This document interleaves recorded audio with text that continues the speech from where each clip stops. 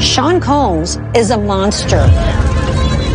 I want to speak about this now because I've witnessed everything. I think Sean Combs can get away with anything.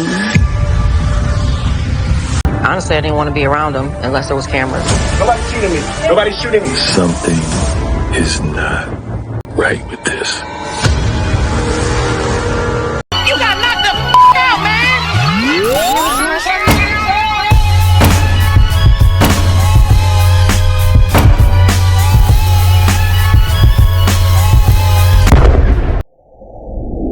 What's going on, y'all? What it is? So let's go ahead and slide on this topic, and I want to talk about this documentary that's set to air this Tuesday on Peacock. So you have to have the streaming service to be able to see it, and it's all about Diddy, and it's called The Making of a Bad Boy. So Gene Deal is a part of this documentary, also Al B. Sure, and so many others. But the part that's sticking out to me is what the news media has been covering about what Al B. Sure said in this documentary, and I definitely wanted to read to you all what he had to say about it. Now, some of this stuff is common knowledge because it's been put out there before, but he talked about Quincy, his son, and the fact that Diddy didn't really adopt him and things of that nature, and also about the passing of Kim Porter. So let me pull up the screenshots that I took and read to you all what it had to say. So it says, Sure acknowledges in the documentary how furious he is at Diddy for stealing Kim from him, even though they were friends who both worked at the hip-hop label Uptown Records. There's an OG rule. If you're my brother and between you and your wife something happens, she's off limits, he said. But Combs ignored that, and one day when Kim was in the studio with baby Quincy, he came up to her and made a strange comment. He looked over and saw this really beautiful girl, and she was holding this really beautiful baby, and he said, "Hey man, I wish I had a beautiful girl like that," Sure claims. Combs allegedly made an aggressive play for Kim and won her over with lavish vacations and a millionaire lifestyle. Welling up with tears, he dubbed the claims propaganda and alleges Combs didn't even formally adopt Quincy as his own. There's no adoption, none, says Sure.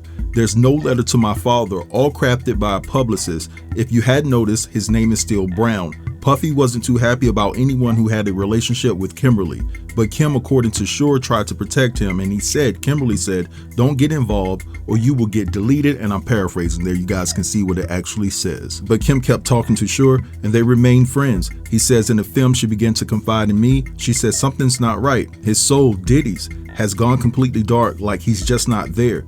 She made me promise on her son's life not to ever reveal anything because she was in complete fear of my life. What I do know is that before her death, she was keeping a diary. Someone got the passcode to her phone and computer and found out what she was writing, what was going on behind closed doors. And then it says, suggestion. In the documentary, Sure suggests Porter was deleted and said that she was going to do what Ventura did with her lawsuit, blowing the lid off of this entire situation. Now, I do want to implement something that Sarah Rivers said in this documentary, right? And I'm going to paraphrase some of what she said. So it says, singer Sarah Rivers, who worked with Combs on the 2000s MTV series Making the Band 2, was also interviewed in the documentary. She claims Combs once told a member of the group, "You make me so angry, you make me want to eat your FLESH." To another member of the group, he allegedly vowed to get a backhead, pay them $20 to put paws on them. Okay, fighting back tears, Sarah says that she didn't want to be around Combs unless there were cameras after he SA'd her.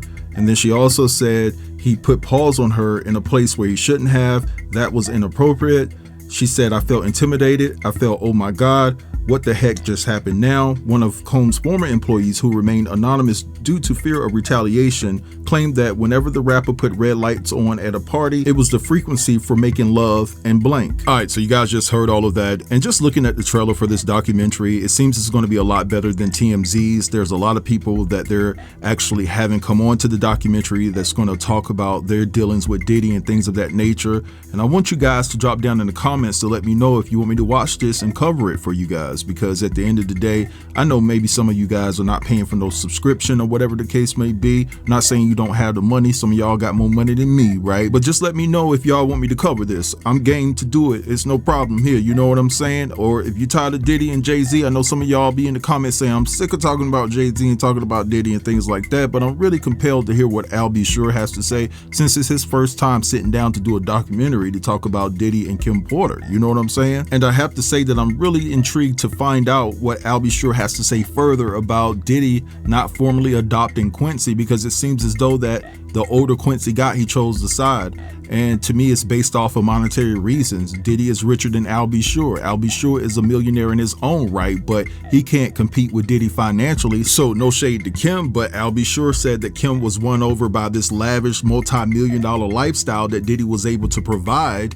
And I feel like Quincy fell in love with the same thing. You know what I'm saying? And again, no shade to Kim. I'm actually one of the individuals that's talking about Kim Porter that actually met her in Atlanta. And for those of you who follow me tight, y'all know I've talked about this, and that was the main reason why I felt compelled to cover Kim Porter's story. No, we didn't have a deep conversation or whatever, but she was extremely nice and just sweet. But anyway, I'm gonna let this go right here. I want you guys to drop down in the comments and give me your think piece on everything that I talked about within this video. Don't forget to like, comment, share, and if you're new here, consider subbing to the channel. I'll get with you guys later. Peace.